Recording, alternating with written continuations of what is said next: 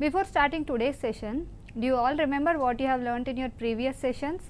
It was all about the plant parts, how are they useful to us, what is their structure, and in the previous session, that is day before yesterday, we have also learned the various life processes in the plants, that is about the nutrition and excretion.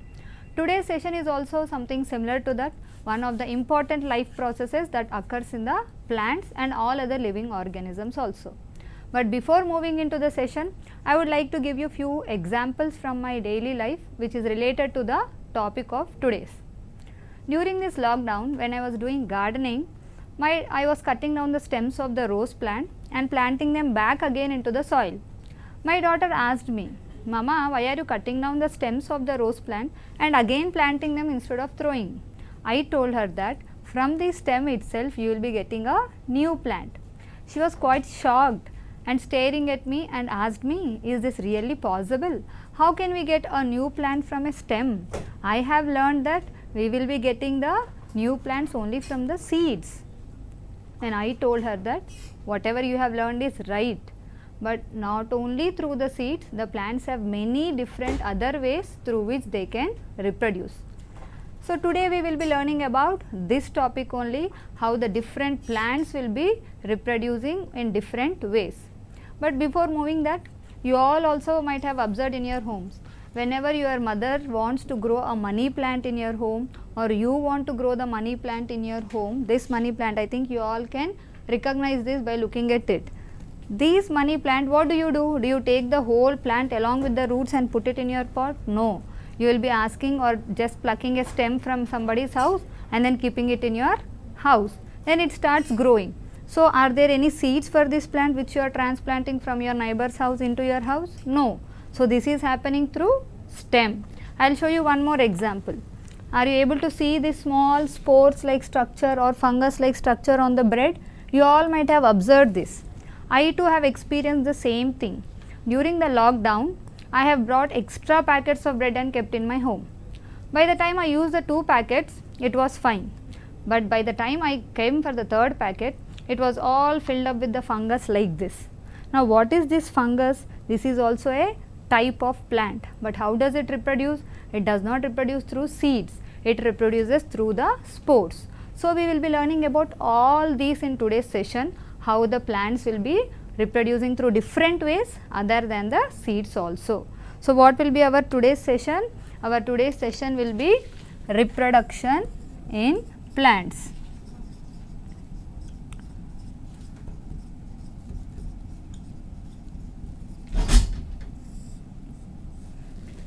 Now you all might have heard this term reproduction before also. Can you all define it, or can you try to look into the word? Re means again, production is going on producing. So reproduction is a life process which is observed in all the living organisms to produce the young ones of their own kind. So what do you mean by reproduction? Producing the young ones of their own kind. But what is necessary for the plants or any living organisms to undergo the process of reproduction? To continue their race on the earth or their species on the earth. For example, think that a mango plant is not undergoing the process of reproduction.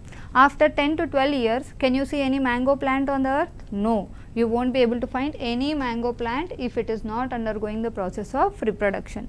I have just given you the example of mango plant, but there are it may be any living organism. If it does not continue this important life process in its life, they won't be able to be seen on the earth anymore. They slowly get extinct. So this is what you are going to learn today.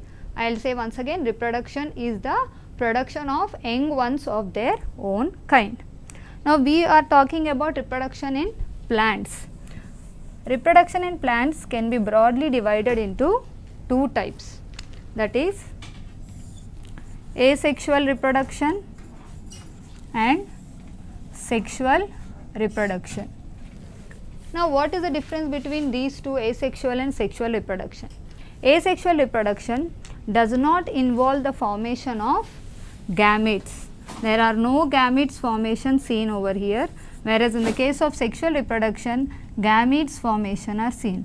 Now we will be understanding within few minutes in the session what are gametes and how are they important in the reproduction process. And one more important thing what you have to remember in asexual reproduction is it is mostly having a single parent, that is no male and female parents are being distinguished in asexual reproduction, whereas in the sexual you will be having both male and female parents. So, these are the two main differences which you will be finding between the sexual and asexual reproduction. Now, coming to asexual reproduction, again we have many types in them. Just look at the slide, children. You have budding, you have binary fission, you have fragmentation, and you have vegetative propagation. Are you able to see? There are the examples also seen: budding, binary fission, fragmentation, vegetative propagation, and spore formation. Now, we will be looking into each one of them. Coming to budding, as you have seen the example of yeast in the budding, Now, how does this budding process take place?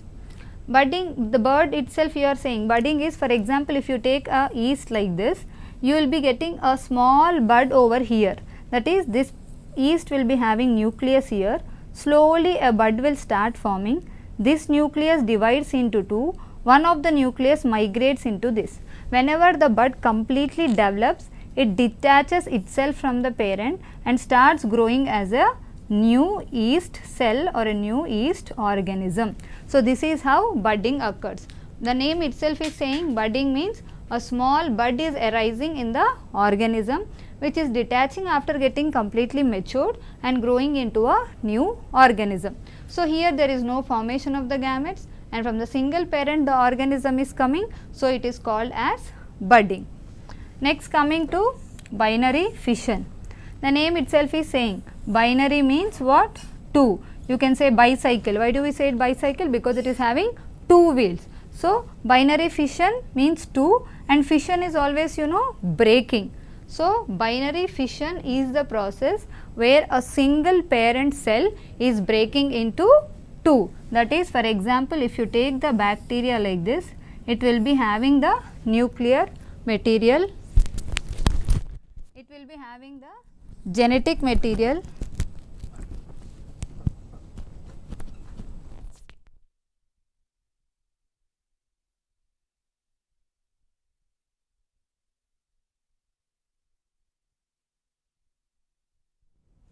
you will be having the genetic material in the bacteria which replicates its copy, and then slowly a constriction occurs here, dividing it into two cells with the same amount of genetic material in it.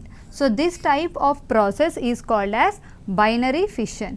The best examples of these are paramecium and even bacteria also. Always try to remember it through the name, children. Binary, bi means two. Fission is, already have learned in your chemistry or somewhere, fission is breaking and fusion means fusion. So, fission is the process where the mother cell or the parent cell is breaking into two and giving you two daughter cells.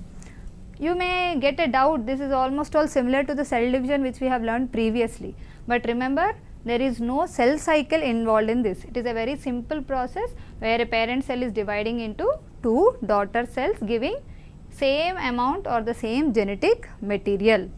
Now, coming to the next one called as fragmentation. Fragmentation is what? Fragmentation means fragments. This is a common English terminology which you will be finding. Fragments means what? All pieces. So, in the process of fragmentation, the organism breaks or splits itself into pieces, and then each split or each fragment give rises to the new organism or the new plant. For example, see this. This is the example of Spirogyra. You will be having the nucleus like this. Each of these breaks into a new fragment, and then it gives rises to a new algae again. This is very commonly seen in the ponds and the lakes. You might have observed it. We will be observing small area covered with green color structures on the pond, and within just a span of 1 week you see that the whole pond gets covered with the green structure. How is this happening? This is because of the process called as fragmentation, and this process takes place at a very rapid means very fast rate, so that the whole pond is filled up with the algae. And the best example of fragmentation is Spirogyra. What it is called as? Spirogyra. So, this is the best example of the organism or the algae which propagates with the help of fragmentation. Now, coming to the next one, spore formation. As I have told you, spore formation is very clearly seen in the bread molds. You can see the spores over here, but we need to know how these spores are formed and what is their method of propagation. I will be explaining you clearly how this spore formation takes place. And children, I have a question for you. Think by the time I explain you, what is the name of the fungus which grows on the bread? I will give you the answer for this after I complete the explanation of this process. Till then you think. Now, this is a bread piece. When we just look it from far away, you can see all blackish and greenish structures like this. But when we zoom this and then we observe it under the microscope, if this is the bread surface, you will be having small root like structures here, and then you will be having long stem like structures, okay, and you will be having sac like structures like this. Are you able to see this? These are called as rhizoids, these are called as hyphae, and inside these spore sacs or sporangia you will be having many structures which are called as spores. So, these spores are our main structures which help in the process of reproduction. Once the spore formation is completed in the spore sacs or sporangia, they burst open. All the spores are dispersed into the air. Whenever they come and fall onto this bread piece, they are finding, when they come, the spores come and fall onto the bread piece, they are getting proper amount of nutrition from the bread. At the same time, the conditions whichever are favoring should be suitable for these spores to start their growth. Okay. So, this is how the bread mold will be growing with the help of the process called as spore formation. Now, children, did you all get the answer? What is the name of the bread mold? It is nothing but called as Rhizopus. What is its name? Rhizopus. So, Rhizopus is the example for the spore formation or for the fungi which grows with the help of spore formation. Now, this fungi is a lower group of organism, but this spore formation is even seen in the organisms with or even in the plants of higher order also. You all have, I mean you are not still in detail with the classification of the plants, but there are a group of plants called as pteridophytes. What are they called as? Pteridophytes, and commonly they are called as ferns. Just take a look at the slide, children. You can see the last slide, spores, example fern they have given. In that, are you able to see? They have shown us the structure of the back side of the leaf. Are you able to see brown spots on it? Those spots are nothing but the spore sacs. How I have shown you the spore sacs in the case of bread mold. In the same way, these ferns are also having spore sacs at the back of their small leaflets. Once the process of spore formation completes in them, they burst open and the spores are being transferred to various places, and as soon as they find their suitable conditions to grow, they start growing into a new plant. So, these are the 4 types of asexual reproduction which we see. Now, coming to the next process or the next important asexual reproduction, vegetative propagation.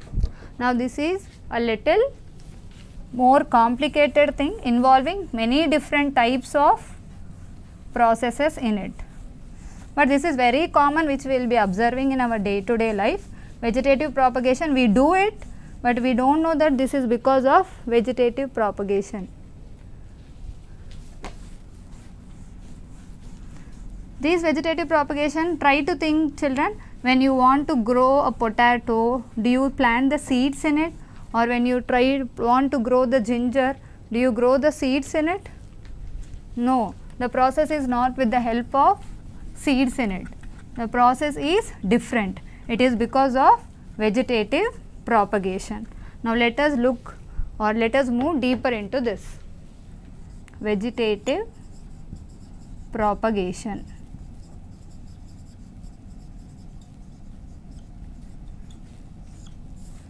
Now before moving into the topic, what is vegetative propagation, we first need to know what do you mean by vegetative. Every plant will be having many parts, as you have learned: root, stem, leaves and flowers. In that, the root, stem and leaves are called as the vegetative parts, whereas the flower is called as the sexual part, which helps in the sexual reproduction. So what are these root, stem and leaf doing? They are helping in the process of asexual reproduction. So those three parts are called as vegetative parts. So any propagation is more continuing further. So the propagation which occurs through root, stem or leaf is called as vegetative propagation. Now here just let's take a look at the few of the things. You all might have seen this radish. You have learned earlier, radish is an example of a modified root. Now this radish, when we put it into the soil, it grows into a new plant. So how is the propagation occurring here? With the help of the roots. Not only radish, carrot is also an example which are growing with the help of roots. Apart from this, we have sweet potato, we have turnip, we have beetroot, we have all these which will be growing with the help of roots. Now what happens for the roots? You just have to put these structures or these roots into the plant, which will be giving rise to the new plant. So how is the propagation occurring here? The propagation is with the help of roots. And you already know why these roots are swollen. They are because they are storing the food material. As already you have learned in the previous sessions that some roots also store the food material. Now coming to the next one, propagation through the stems. As I have discussed in the beginning of the session, I was propagating my rose plant with the help of stems. In the same way, we have many other stems also which will be propagating with the help of that. We have already discussed about money plant also, if you remember. This is also because of the stem only. These two doesn't look like stems, but these are examples of the plants which propagate with the stems. What are these? This is the potato and these are the onions. These two are what? Stems only, but they doesn't look like stem. What are they? They are the modified stems which store the food material. You have already learned this also in the previous session. So these stems, when they are planted into the soil, they start giving rise to a new plant like this. So these stems which are modified and store the food material also help in the process of reproduction by vegetative propagation. So we have learnt about stems, many types. What are they? Normally with the help of directly the stems like this, and with the help of the stems which are modified to store the food material also. So both this type of stems helps in the process of reproduction. Now coming to the next one, through the leaves. We have plants like bryophyllum, which is a very best example. Get the sample for you, but I just made a model of it. You can see small buds here. Are you able to see them better, which are light in color? What happens, called as bryophyllum, it starts developing small plantlets in its notches. Notches means if you take the bryophyllum leaf, it will be like this. These are called the notches. Here it starts developing small plantlets with the roots like this, and once these leaflet falls onto the ground, it starts growing into a new plant. Just look at this. If this bud, whichever is there, leaflet, it just pinches off and it falls onto the soil. Whenever the conditions are suitable for it, it starts growing into a new plant. So this is how it happens through the leaf. Other example through the leaf is this plant. It is called as a snake plant. If you find it in your home, just try to put it into the water. Take a cup of water or take a bottle of water and put this leaf directly into the water. You can see that after few days small roots will start forming from the end of this leaf. So, this is also an example of a plant which reproduces through the leaves. So, we have seen two examples. What are they? One is bryophyllum and the other one is snake plant. Now, after that we have seen about with the roots, with the stems and with the leaves. We have finished all these three. So, this is about the different types, how the vegetative propagation takes place with the help of roots, stems and leaves. Now, moving little further into this vegetative propagation, we have two types in it. What might be they? They are of two types called as natural and artificial. You all already know what do you mean by natural and artificial. What do you mean by natural? Anything that occurs in the nature by itself, it is called as natural, and any process which is done by the humans is called as artificial. Now, where do you find natural vegetative propagation? You might be seen this summer, everywhere the land is dry with the dry grass, and as soon it starts raining, within 1 or 2 showers, or if there is a heavy rain, you can see that it gets completely green in color, or it turns from this yellowish dry land into a green and a beautiful land. How is this happening? Is anybody going and adding the green structures over there? No. This is because of the process called vegetative propagation. Whatever the dry stems were there during the summer, as soon as it starts raining, they start this process of vegetative propagation and it completely turns green into color. Now, what are these artificial vegetative propagation then? Artificial vegetative propagation is done by us. We humans are doing artificial vegetative propagation. There are many types in it again, that is cutting, grafting, tissue culture and layering. When we move to the first one called as cutting, already I have told you, we are cutting the stem of the money plant and we are keeping it to grow a new plant. We are doing it, the money plant is not breaking its stem by itself. We are cutting the rose plant and we are planting it back again. The nature is not doing by itself. So, under which category does it come? It comes under artificial vegetative propagation. The next example is grafting. Grafting is a little a new terminology for you. Grafting was being discovered by man. The reason is, look at my examples now. There were two mango trees, A and B. This mango tree was having a mango which was sweet. Its pulp was very sweet, but it was small in size.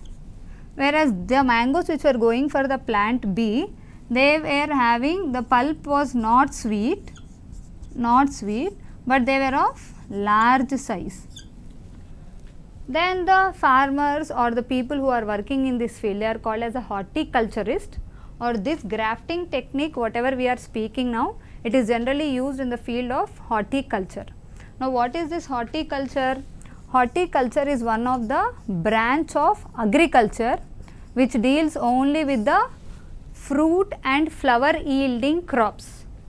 Horticulture, this mostly deals with the growing of the different varieties of fruits and flower yielding plants, how to increase their quality and how to increase their quantity. So, in this horticulture, this grafting technique was discovered. So, the scientists or the farmers who were doing this, they thought, why can't I mix both of these plants and get a fruit called C, which is large in size and which is having a sweet pulp. This idea came into their minds, but there was a doubt how to do this, how can we achieve this. And after a long time of research on it, this grafting technique came into came into process. What do? Is they take one plant as stalk. Okay, this is called as a stalk plant. This stalk plant will be the one which will be having a strong root system and which will be there, which is, I mean, for example, if we take over here, this stalk is nothing but the plant B. Now in this, what do? They make a small incision, that is they will be cutting it. Are you able to see the cut here which I made? They will make a cut here and they will be inserting this is called as the scion. They will be inserting this scion into this. Okay, and after that what will they do? They will attach both of them with a plaster so that they both won't move. Why they have to attach a plaster or why they have to tie them close together is there should be an attachment formed between this scion and between the stalk. This lower one is called as the stalk and this upper one is called as the scion. Take a look at the spelling, children. Stalk, S-T-O-C-K, and scion is S-C-I-O-N. So what did they do? They have taken the stalk, they made a cut in it, incision, and they have inserted the scion into this. Now this scion is nothing but our plant A, which is our desired character, that the pulp has to be sweet, and this stalk is what? Our plant B, whose fruit will be very large in size. After making this, what did they do? They have plastered it and they have allowed it to stay for few days so that there is a connection formed between these two. What is that connection? Connection of the vascular tissue. You all know what are vascular tissues, especially the students of 9th and 10th classes. The xylem and phloem are called as the vascular tissues. So these once the vascular tissues connection is formed, this plant is ready to grow now and give us our desired plant. What is it? The fruit which is large in size and sweet in pulp. So this is how the grafting technique is being done. I hope you all have understood, children. Now next, going to the process called as tissue culture. This tissue culture is done in the laboratories. The name itself is saying tissue. You already know what is tissue. Tissue is a small part of a plant. For example, if I take this plant, if I just pinch off, this is called as this is made up of many tissues again, this is a tissue. Now what do they do in this tissue culture is, are you able to see it in the picture, children? Tissue culture. They are taking a small tissue of any plant part and they grow it in a dish called as Petri dish. These instruments are specially developed for the laboratories where it is filled with an agar medium. Agar is a material which is useful for the growth of the organisms. In this nutrient medium, they will be adding, in the agar all the nutrients are added and this tissue is being added to it and they allow it to grow for few days. After that, you can see in the slide that small plantlets have started growing in that Petri dish. Once the small plantlets are being formed, they are transferred into the ground or into the field. You can clearly see the series of events that will be happening in the tissue culture. Now students, what is the importance of this tissue culture? Any plant will be growing in the same way. Why we have to specially grow them in the agar medium and then again transfer into the soil? The main importance of this tissue culture is, it saves the time a lot and you will be getting the crops in a very short period of time. You have to grow a large number of plants. This agar or this nutrient medium will be helping in the growth of the plantlets in a very fast rate. So this is the main importance of this tissue culture, which is done in the laboratories. And whenever you want to do any experiment, you want to find out how will this plant come out, so they will be doing all such things in the tissue culture. Now coming to our last process called as layering. You can see this layering in the slide, children. The best example is there here given is jasmine. Apart from jasmine, even chrysanthemum, that is chamanti, also undergoes the same process. Whatever the stem which is very close to the ground, it is being inserted into the ground and allowed to grow slowly. After few days, what happens to that stem? Slowly the roots develop and then the plant also starts growing, giving its leaves. After that, what do is, they cut down the attachment from the mother plant. Are you able to see the structure, how they are growing it? The main stem which is close to the ground is being bent into the ground or into the soil and is being allowed to grow. So, you can see small roots coming out and then the leaflet also starts coming out. Once the plant becomes independent with its own roots and leaves, they cut down the connection from the mother plant. So, this is called as layering.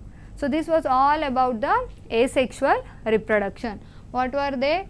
Asexual reproduction were of budding, fragmentation, binary fission, spore formation and vegetative propagation. Under vegetative propagation also we have studied natural and artificial.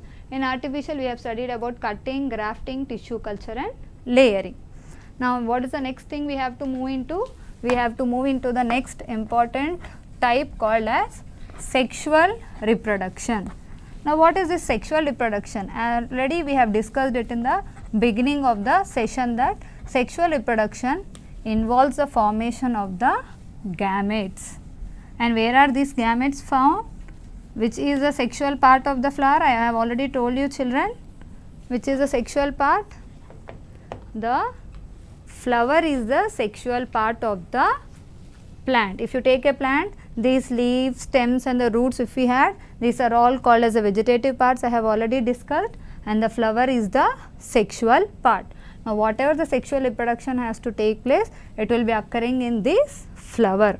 So, to understand the sexual reproduction, first we have to understand the structure of the flower. Now, let us take a look at the structure of the flower. You can see that these are the petals. What are they called as? Petals. Otherwise, scientifically the terminology is corolla. What it is called as? Corolla. A flower is made up of, corolla is nothing but the petals, which are nothing but the colored structures over here. And what are these? Are you able to see this green color structure which will be at the back of the flower or which will be at the down of the flower? This green color structure. This is called as calyx. Otherwise, they are also called as the sepals. Okay. These two are called as non-essential parts. What do you mean by essential? Important. Non-essential doesn't mean that they are not important. In our context of reproduction, they does not play an important role. Whereas the other part, are you able to see here? These are nothing but the corolla, okay, or the petals. And what is these called as? This is your calyx, green color. These two are the non-essential parts. What are the essential parts for our reproduction processes? This one, okay. Are you able to see this structure, long style and these stamen side structures? These small things with the yellow color thing, are you able to see children? These are called as the stamens. What are they called as? Stamens. And a long style, if I open it deep, you are able to see here you will be having a ovary. Here you will be having the ovary or the female reproductive structure. So, these all is called as the pistil or the female reproductive structure. These two are essential for us in the process of the reproduction. Okay. So, what are the four major parts of it? First one is corolla, which I have showed you, the petals. The second one is calyx, which is nothing but the green color structure. Then you are having the stamens and pistils. Now, we have to learn more about these stamens and pistils because they are important for us in this topic. Just take a look at the structure of the stamen. This is called as the filament and these are called as anther lobes. So, every stamen is made up of a filament and anther lobes. This is the structure of the stamen. You can also remember children, men means the male structure. So, naturally the other one will be the female reproductive part. So, you can use this men to remember it easily, not getting confused. So, this is the structure, filament and the anther lobes. Now, in these anther lobes only our male gamete called as the pollen grains will be formed, which we will be studying within few minutes. Now, taking the look at the female reproductive system. Okay. Female reproductive system, this is your ovary. This long structure which is there, this is called as your style. And are you able to see a curved structure over here? This is called as your stigma. So, what it is made up of? Ovary, style and stigma. On this stigma only our male gametes called as the pollen grains will be falling, which we will be learning very shortly. So, this is the structure of your male and the female reproductive parts of the flower. I hope you understood the structure of the flower. Before moving further, there are two types of flowers. What are they called as? Unisexual and bisexual flowers.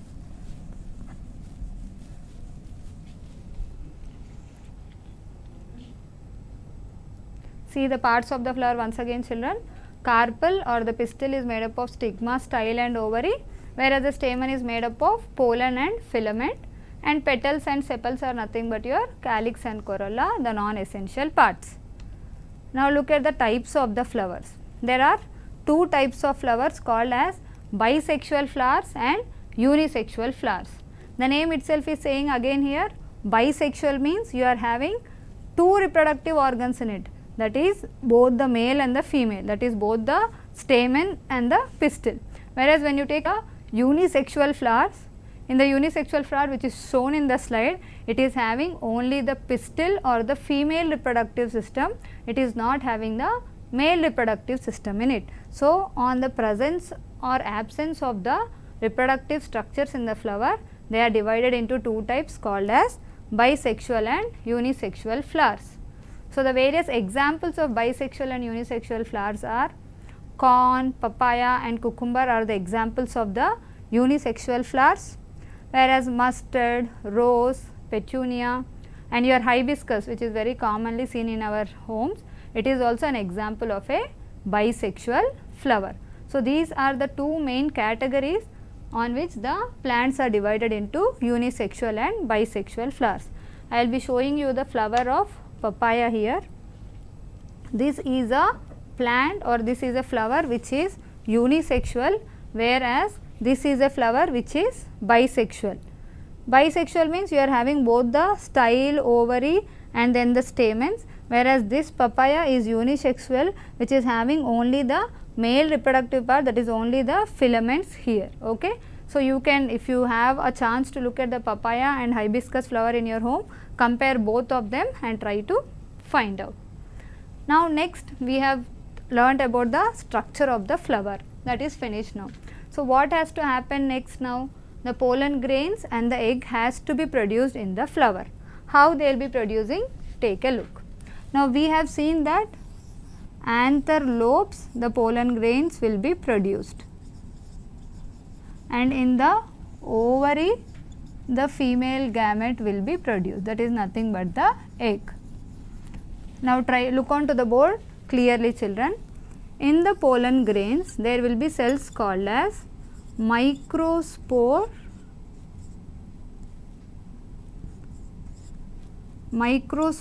mother cells. Now, these cells undergo the process of meiosis. We have already learnt about meiosis in our previous session, and they give rise to two cells. Okay.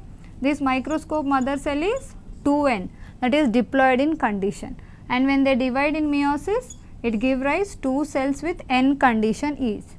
You know, meiosis have two stages, meiosis 1 and meiosis 2. Now, these two will be changing into 4, and these 4 are also having half the number of chromosomes, that is n. We have already learned previously in cell division that always the sex cells or the gametes will be haploid in condition or having half the number of chromosomes. Out of these 4, each one will be forming a pollen grain. Now, from these pollen grains, the male gametes have to form. We will see how it happens. We will be taking just one pollen grain here. This is one pollen grain with its nucleus. What happens over here is unequal mitotic division takes place. What happens over here? Unequal mitotic division takes place. The unequal mitotic division is not with the case of the chromosomes, but the cytoplasm. When the division is happening, one part of the cell will take more cytoplasm and the other part of the cell will take less cytoplasm. This will be called as the germ cell and this is called as the vegetative cell. Now, this germ cell undergoes one more mitosis and it gives rise to your two male gametes. Are you able to understand, children, how the process is taking place? And these the vegetative cell will be remembering as it is or it will be present as it is. Look at the structure again. In the pollen grains, you will be having the microscope mother cell in which the meiosis takes place. You know, meiosis will be of two stages.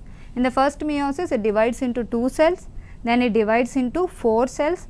Then if we take either each pollen grain, how it is undergoing the process of division, unequal mitotic division takes place. Only the unequal division takes place in cytoplasm, not the chromosome number.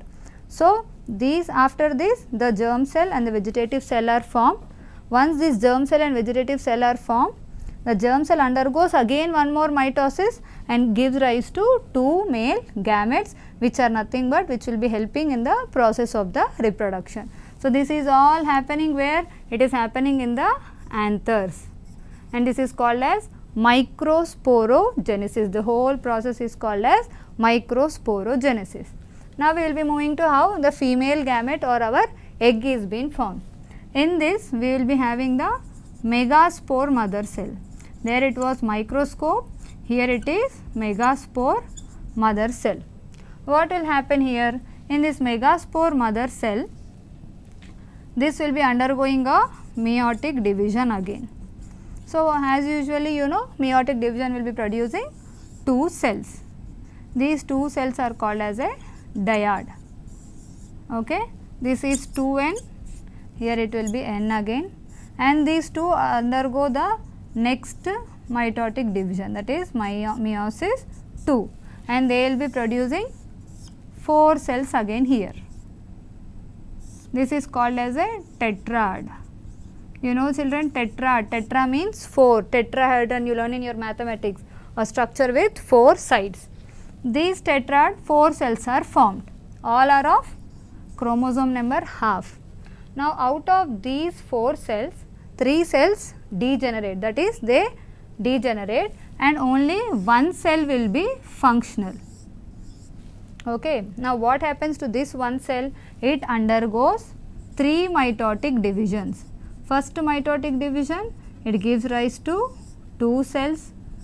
Next mitotic division, that is mitosis 2, it gives rise to 4 cells, and then the next division, it gives rise to 8 cells.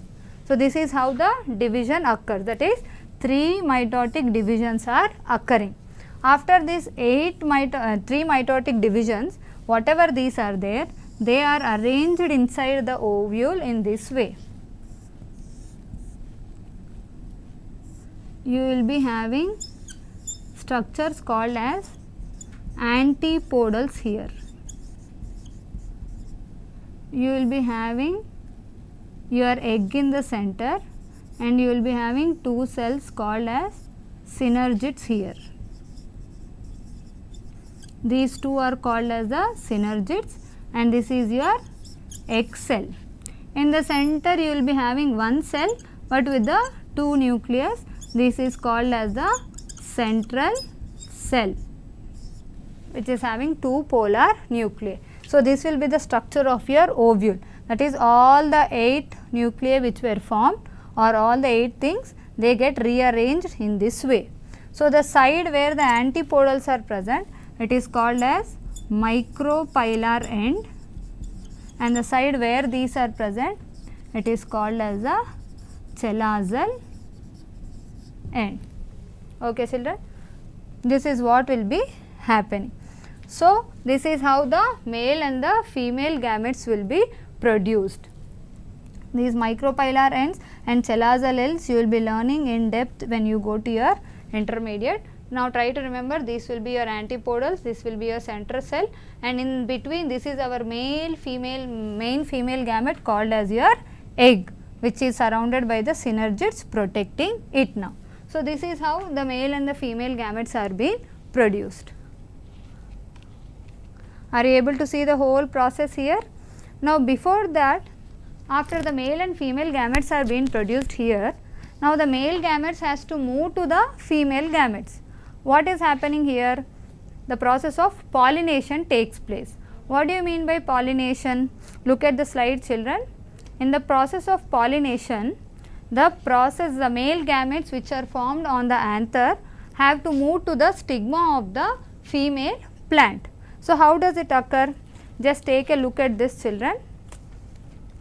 There are two types of pollination. What do you mean by pollination? In the process of pollination, what should happen is the pollen grains from the anther has to move to the stigma. Are you able to see? The pollen grains which are produced on the anther has to move to the stigma. How does it take place? Sometimes what happens, if it is a bisexual flower, the pollen grains from the anther will move to the stigma of the same flower. This is called as self pollination. But if they move from one flower to other flower, but of the same type, remember children, if this is hibiscus, this also should be hibiscus, then it is called as the cross pollination. How does it take place? Take an example of a honey bee. It is coming and sitting on the flower for the honey. So what happens? When it is sitting on it, all the anthers will stick to its legs, and then when it moves on to the other flower, the pollen grains will be falling on the stigma of the other flower. So in this way, from one flower to the other flower, the pollen grains are being transferred. This is nothing but the process of pollination. Within the same flower, it is called as self pollination, but between two flowers, it is called as cross pollination. So after the process of pollination, the male and female gametes are also formed. What happens is, the next process, that is the pollen grain or the male gametes has to fuse with the female gamete now, and the zygote has to be formed. Now let us look into it, how will this happen.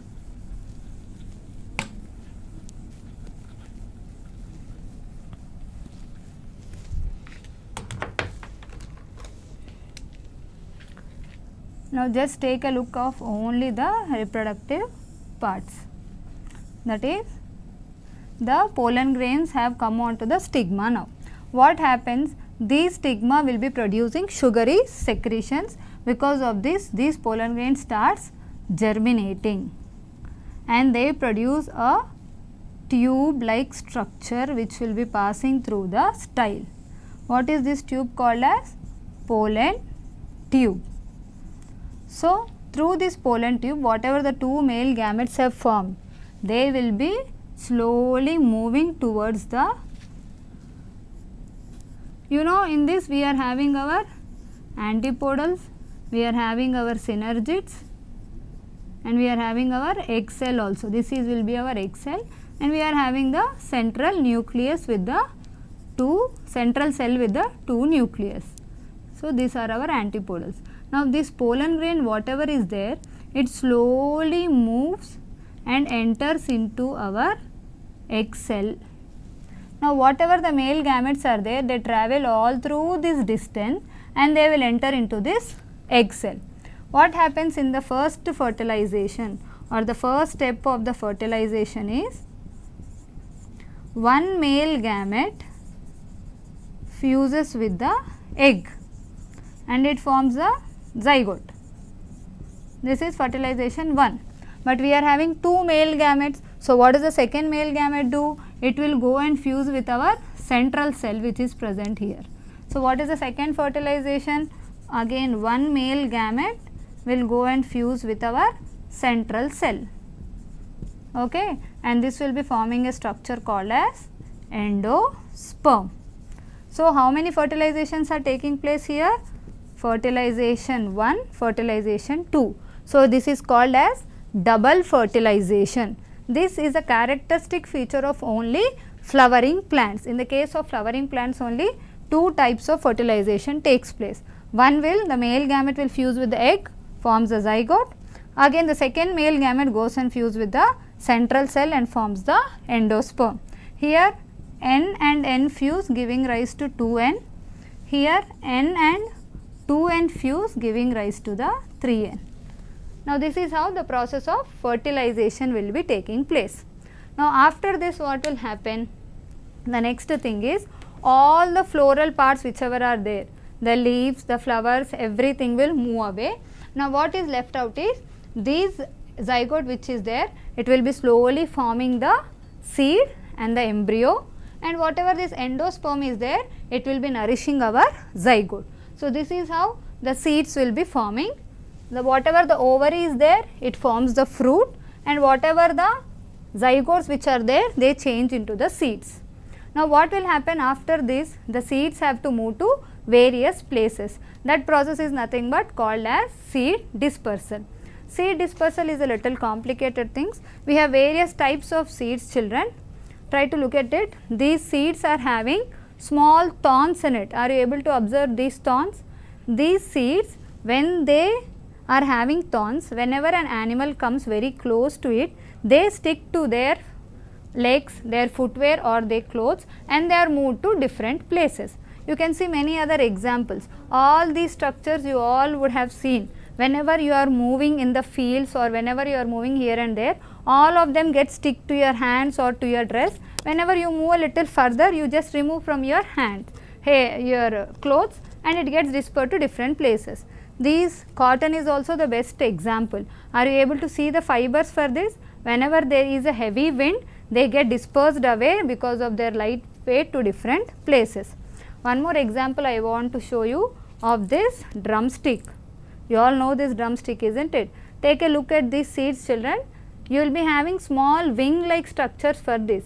So whenever these drumstick matures and breaks, these wind or these seeds with the wings will be flying away to far off places.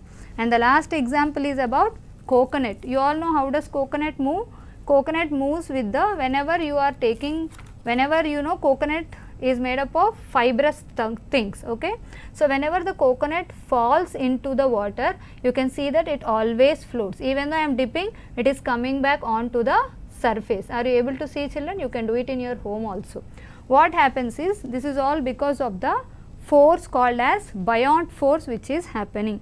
Whenever the coconut falls off from the plant, it will be sailing along with the water. Why it is not sinking even though it is so heavy? Because of this fibrous structures which is present in the coconut.